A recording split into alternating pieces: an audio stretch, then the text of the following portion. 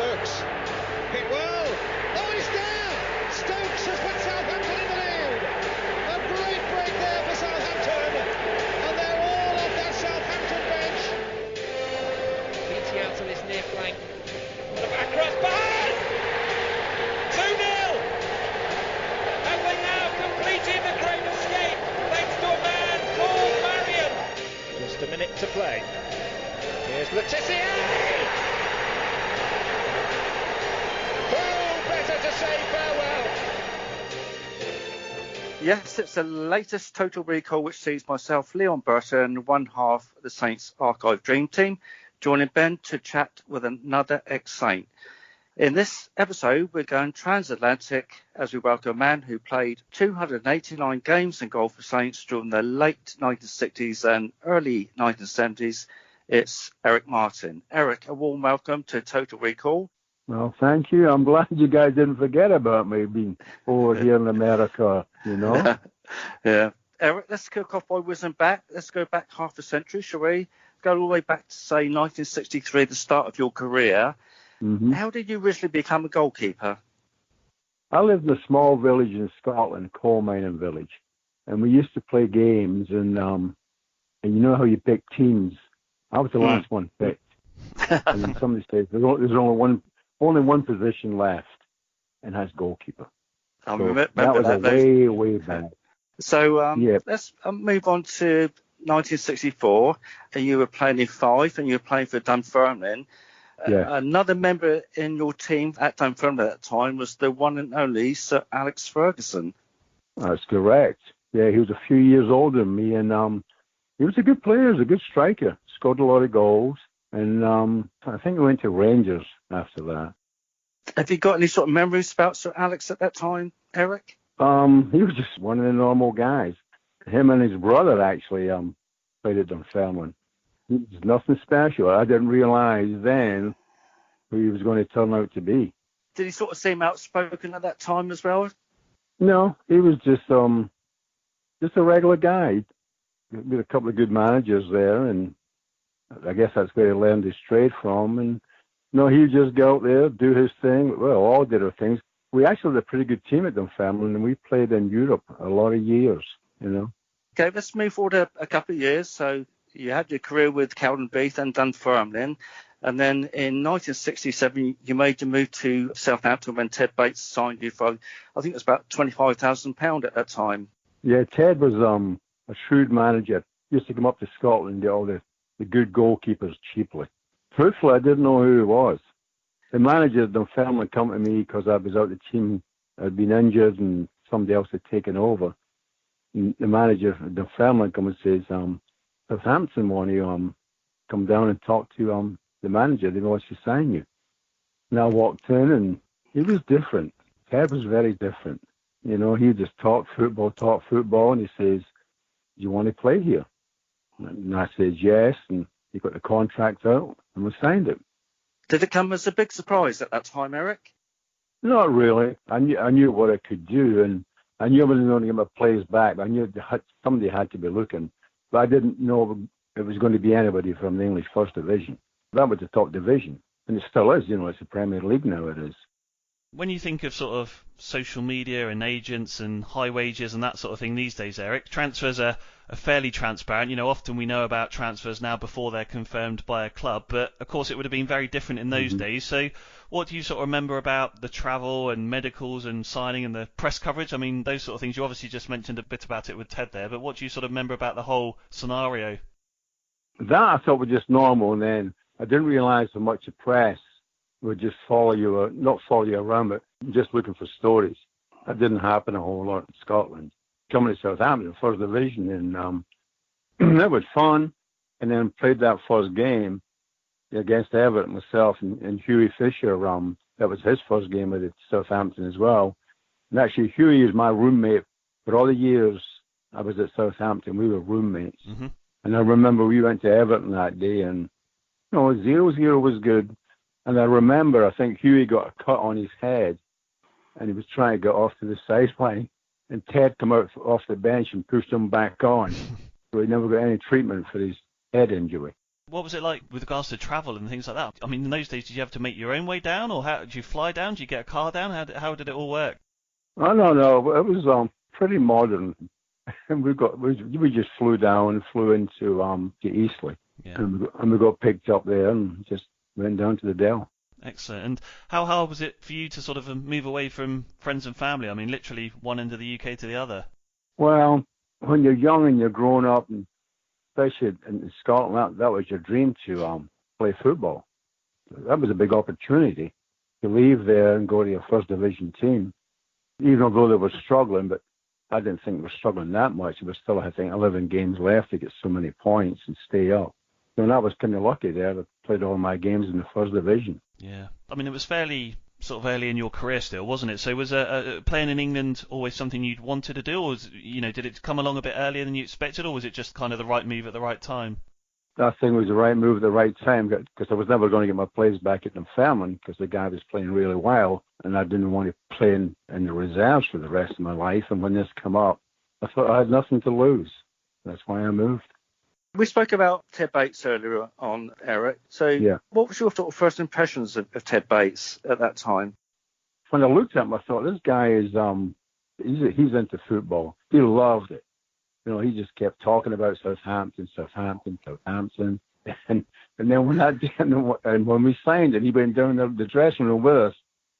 I thought I was just going to get a uniform and get photographs taken. And all of a sudden, he's taken his clothes off and he's put a uniform on as well.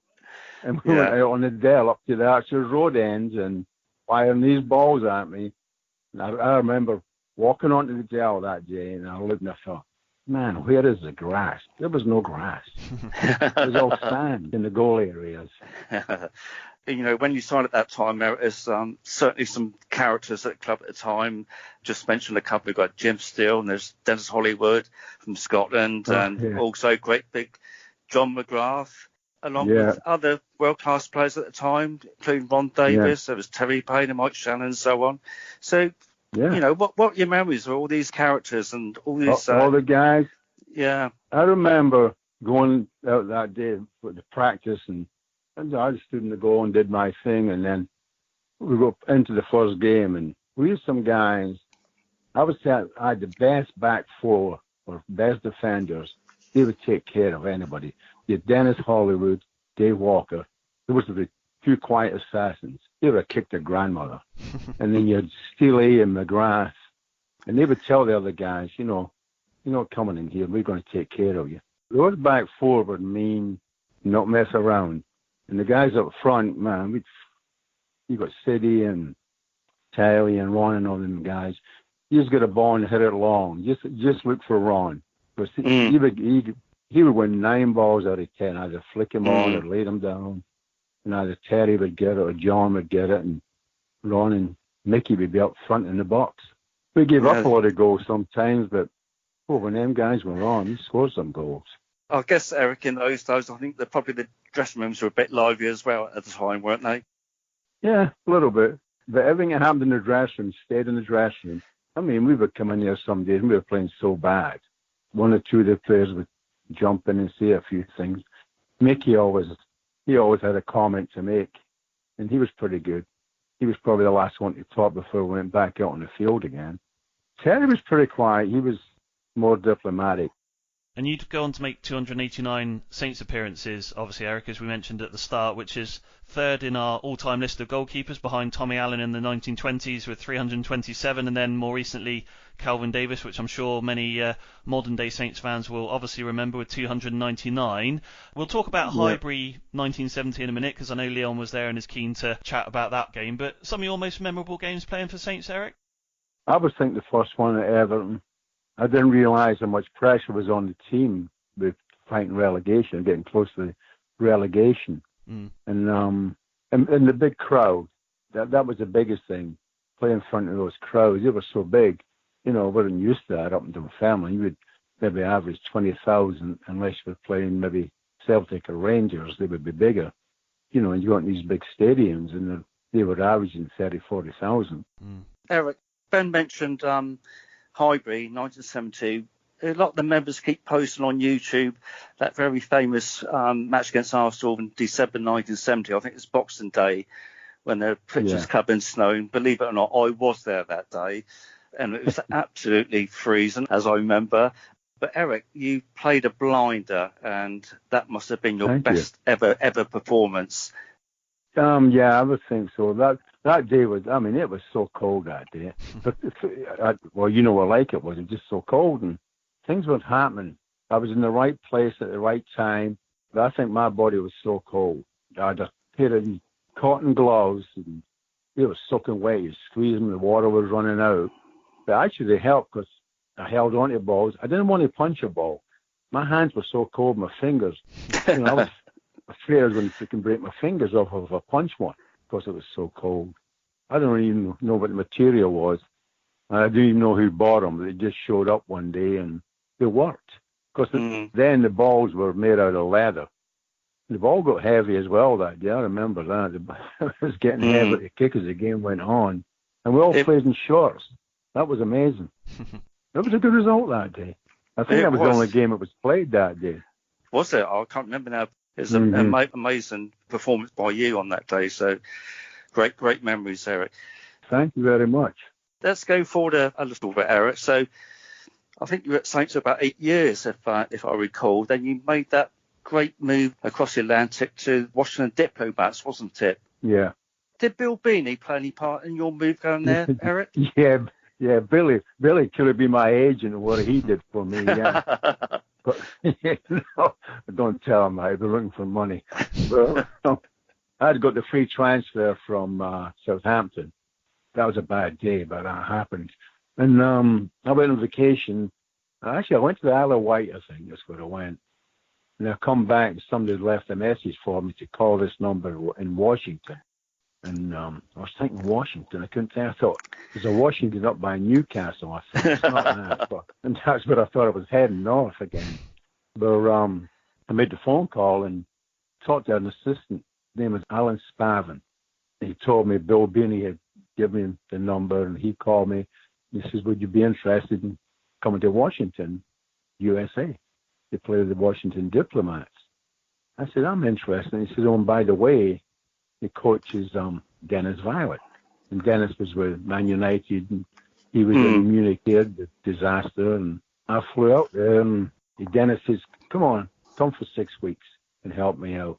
So I played for 6 weeks, and Dennis says, you want to stay? I said, sure. And that's what happened. That was a lot of years ago. What was life like living and playing out there during that time, Eric? That was a big city. I mean, you'd go to the capital, and you can walk around the streets and nobody knows you. Not like when you're back in Europe, you know, everybody sees you in the seat, talk to you, and you could walk down the street and nothing happened. And the crowds were, then there was a lot of players come over from different countries there. Some great players showed up at the end of their career. You know, Gordon Banks showed up, Bobby Moore, Pele, Bestie. They were all there. Yeah. Unbelievable. Some great players.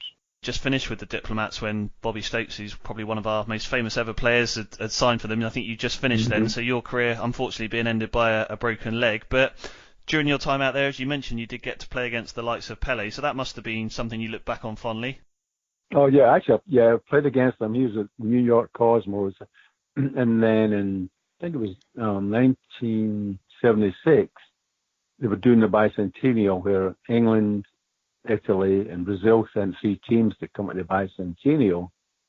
And they didn't have a good enough team in America that time. So they called it Team America. And I got chosen to go on there, and Pele was in there, and all these other great players from different countries.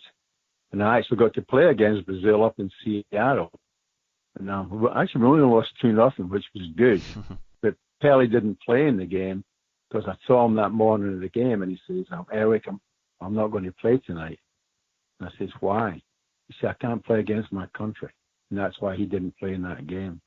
Finally, you've remained in the States ever since, haven't you? Have you ever come back to England at all, or do you think you're ever going to come back at one time, or in the future? I don't know. Leon, I'm getting old. I'm 74 in 2 weeks. I actually enjoy it here now. I just moved houses. I live up in the Eastern Shore in Maryland. It's very quiet, and everybody fishes, and everybody knows one another. And we just moved this week, actually.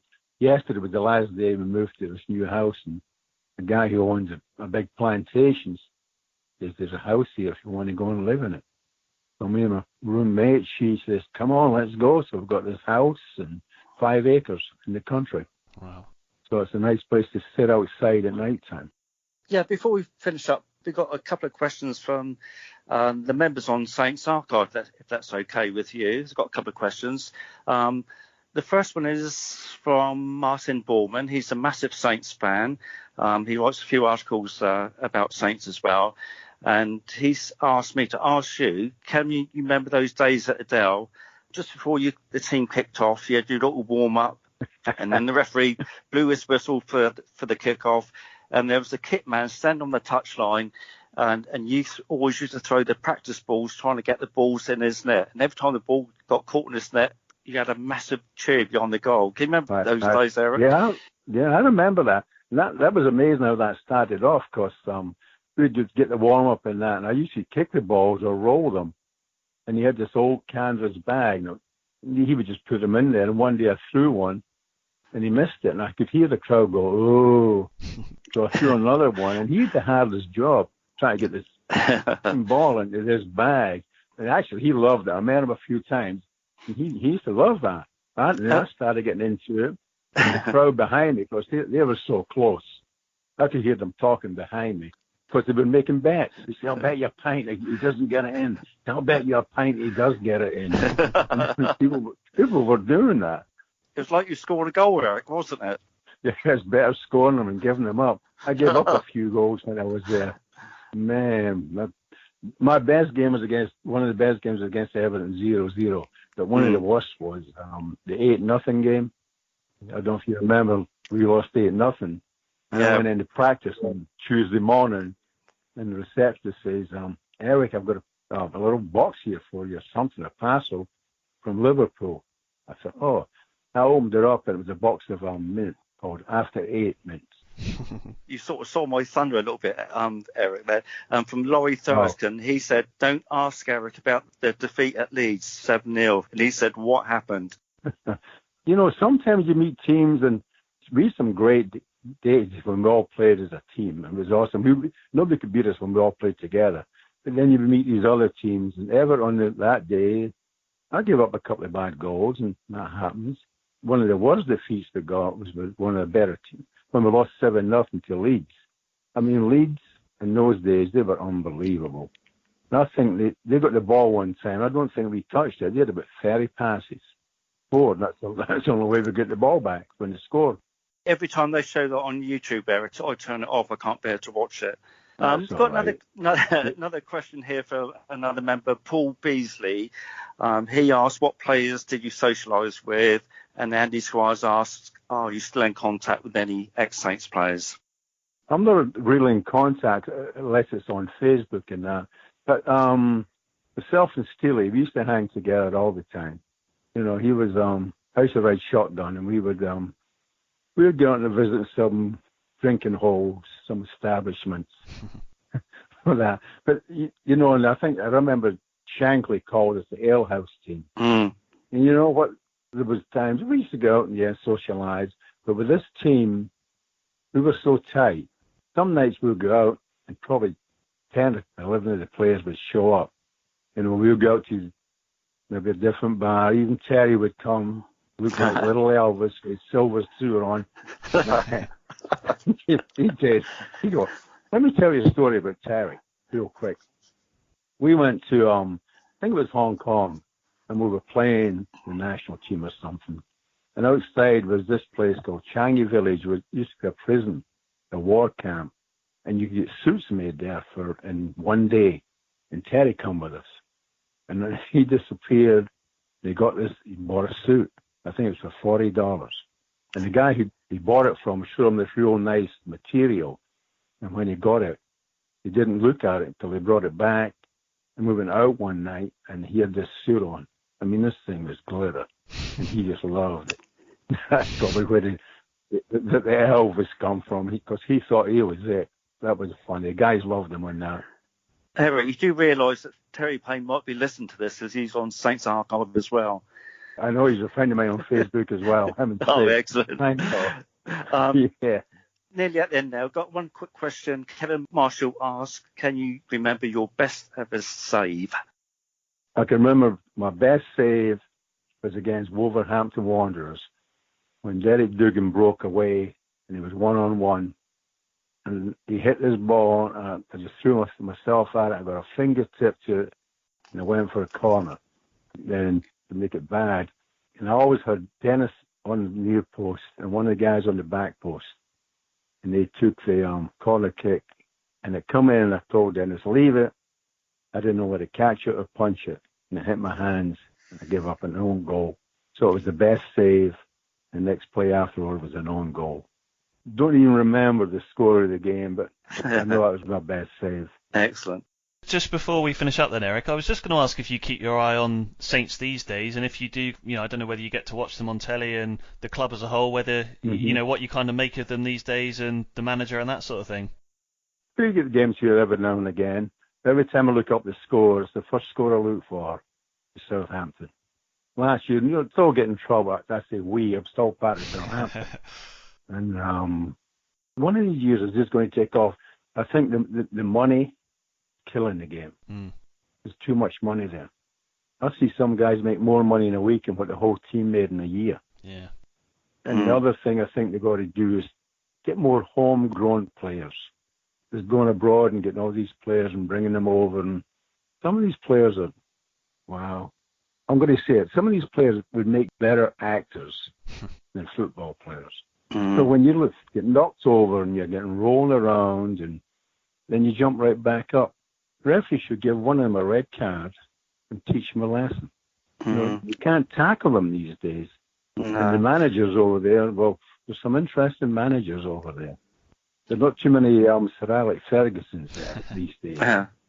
Eric, we just got, it's not a question, but we had a post come through last week from a guy called Martin Osmond. It's quite an emotional post, really. And he said that, can you say to Eric that just watching you at that time, he will never, ever forget it, and those memories will stay for him forever. So that's not a question. It's just like a post from Martin Osmond. He just wanted me to pass it on to you. Well, tell him thank you very much. I miss that. I have to say, Eric, I was only born in 81, so unfortunately I never got to see you play, but my dad started watching Saints in 1956, and when I told him that I was going to be talking to you, he said Eric Martin was one of the best goalies I ever saw. So, yeah, similar sort of memories, I think, from here as well. No, that's real nice. I miss Southampton. Well, Eric, it's been an absolute pleasure having you on this Total Recall with Leon and myself. Obviously, a happy birthday for a couple of weeks' time now you've mentioned it, and thanks so much for taking the time to join us, and obviously for being a Saint. Oh, yeah, always the same. Thank you very much, guys. That's been Total Recall with former Southampton goalkeeper Eric Martin.